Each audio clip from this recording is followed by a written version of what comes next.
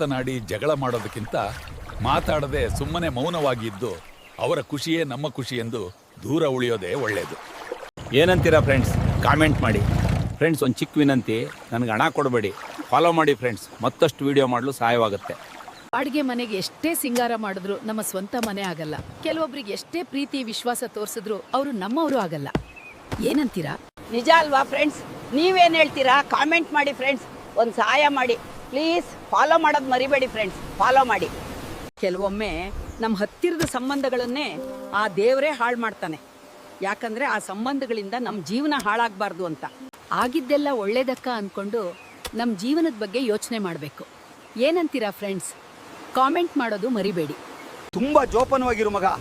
ಊರು ತುಂಬಾ ವಿರೋಧಿಗಳಿದ್ರು ಪರವಾಗಿಲ್ಲ, ನಿನ್ನ ಜೊತೆಲಿರೋ ಸ್ನೇಹಿತರಲ್ಲಿ ಒಬ್ಬ ವಿರೋಧಿ ಇದ್ರು ನಿನ್ನ ಜೀವನ ನಾಶವಾಗ್ತದೆ. ಏನಂತೀರಾ ಫ್ರೆಂಡ್ಸ್? ಕಾಮೆಂಟ್ ಮಾಡಿ ಫ್ರೆಂಡ್ಸ್, ಪ್ಲೀಸ್ ಫಾಲೋ ಮಾಡಿ. ತುಂಬ ಕಷ್ಟಪಟ್ಟು ವಿಡಿಯೋ ಮಾಡಿದ್ದೀನಿ, ಮತ್ತಷ್ಟು ವಿಡಿಯೋ ಮಾಡಲು ಸಾಧ್ಯವಾಗ್ತದೆ. ಗಂಡನ ಮನೆಯಲ್ಲಿ ಹೆಂಡತಿಗೆ ಮರ್ಯಾದೆ ಗೌರವ ಸಿಗ್ಬೇಕಂದ್ರೆ ಮೊದಲು ಗಂಡ ಅನ್ನಿಸ್ಕೊಂಡವನು ಹೆಂಡತಿಗೆ ಮರ್ಯಾದೆ ಗೌರವ ಕೊಡಬೇಕು. ನಿಜ ಅಲ್ವಾ ಫ್ರೆಂಡ್ಸ್? ನೀವೇನು ಹೇಳ್ತೀರಾ? ಕಾಮೆಂಟ್ ಮಾಡಿ ಫ್ರೆಂಡ್ಸ್.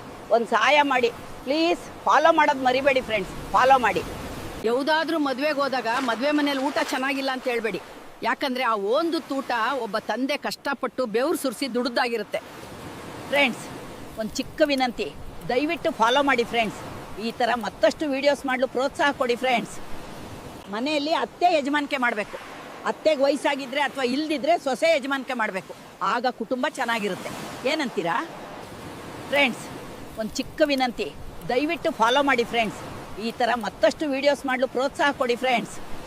ಪದೇ ಪದೇ ಕಷ್ಟಗಳು ಬರ್ತಿದ್ವಿ ಅಂದರೆ ಹಣೆ ಬರ ಸರಿ ಇಲ್ಲ ಅಂತ ಅನ್ಕೊಳ್ಳೋದಲ್ಲ. ಒಂದಲ್ಲ ಒಂದು ಒಳ್ಳೆ ದಿನ ಬರುತ್ತೆ, ಕಾಯ್ಬೇಕಷ್ಟೆ.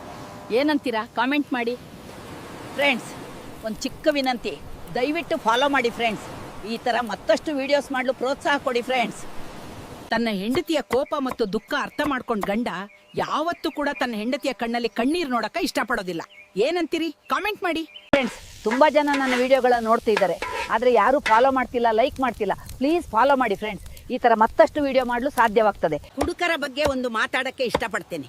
ಮೊದಲು ಕುಡುಕರನ್ನ ಕುಡುಕರು ಎಂದು ಕರೆಯೋದೇ ತಪ್ಪು. ಯಾಕೆಂದ್ರೆ ಅವ್ರ ಪ್ರಾಣ ಹೋದ್ರು, ಅವ್ರ ಮನೆ ಮಠ ಹಾಳಾದ್ರು. ಎಣ್ಣೆ ರೇಟ್ ಇಷ್ಟೇ ಜಾಸ್ತಿ ಆದ್ರೂ ಕುಡಿಯೋದು ಬಿಡದೆ ಮಿಸ್ ಮಾಡಿದೆ. ಟ್ಯಾಕ್ಸ್ ಕಟ್ತಾರಲ್ಲ ಅದಕ್ಕೆ.